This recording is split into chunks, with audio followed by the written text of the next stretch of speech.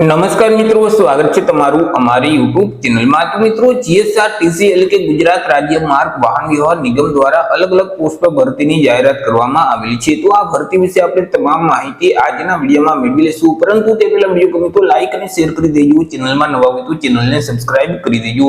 તો ચાલો મિત્રો, વિડીયોની શરૂઆત કરીએ।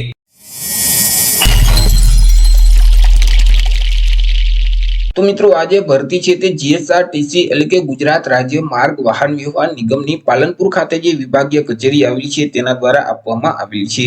મિત્રો, જીએસઆરટીસી ની પાલનપુર વિભાગીય કચેરી દ્વારા એપ્રેન્ટિસ એક્ટ 1961 અંતર્ગત જે એપ્રેન્ટિસની જગ્યાઓ ખાલી છે તો આ જગ્યાઓ ભરવા માટે લાયકાત ધરાવતા ઉમેદવાર પાસેથી અરજી ફોર્મ મંગાવવામાં આવેલા છે। વાત કરી લઈએ કે ક્યાં ટ્રેડ છે તો કે अलग अलग 6 ट्रेड पर आ भर्ती जाहिर કરવામાં આવેલી છે કે જેમાં mechanic motor vehicle, mechanic diesel, electrician, programming and system administration assistant એટલે કે પાસા, વેલ્ડર અને વાયરમેન। તો આવી રીતે अलग अलग 6 ટ્રેડ પર આ એપ્રેન્ટિસની જગ્યાઓ ખાલી છે તો તે જગ્યાઓ ભરવા માટે લાયકાત ધરાવતા ઉમેદવાર પાસેથી અરજી ફોર્મ મંગાવવામાં આવેલા છે।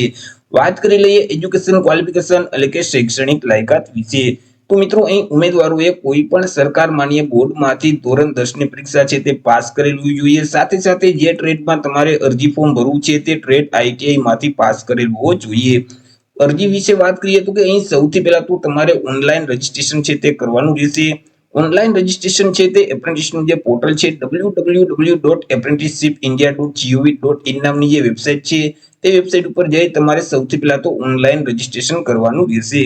ऑनलाइन रजिस्ट्रेशन કર્યા પછી તેની પ્રિન્ટ કાઢી તેની સાથે તમામ ડોક્યુમેન્ટ એટેચ કરી અને તમારે ઓફલાઈન અરજી કરવાની રહેશે। અહીં મિત્રો क्या ડોક્યુમેન્ટ જોડવાના રહેશે તો કે એલસી એટલે કે શાળા છોડ્યાનું જે પ્રમાણપત્ર છે, ધોરણ 10 ની પરીક્ષા તમે જે પાસ કરેલ છે તેમની માર્કશીટ છે, આઈટીઆઈ માં તમે જે ટ્રેડ પાસ કરેલ છે તેનું પ્રમાણપત્ર છે અને તેમની માર્કશીટ છે।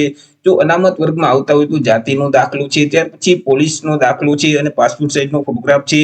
तो आटला मित्रों तमाम डॉक्यूमेंटनी प्रमाणित नकल साथे जोड़वानी रहेशे અને તમારે ગુજરાત રાજ્ય માર્ગ વાહન વ્યવહાર નિગમની જે પાલનપુર ખાતે વિભાગીય કચેરી આવેલી છે તે કચેરી ખાતે તમારે ઓફલાઈન અરજી કરવાની રહેશે। મિત્રો, આ જે વિભાગીય કચેરી છે તે પાલનપુરમાં એરોમા સર્કલ જીડી મોદી કોલેજની સામે આવેલી છે। ત્યાં તમારે ઓફલાઈન અરજી કરવાની રહેશે। 4/7/2025 થી લઈ 10/7/2025 ના સમયગાળા દરમિયાન સવારના 11 વાગ્યાથી લઈ બપોરના 4 વાગ્યા સુધી તમે અરજી જમા કરાવી શકશો। રજાના દિવસો સિવાય તમે તમારું ફોર્મ છે તે જમા કરાવી શકશો।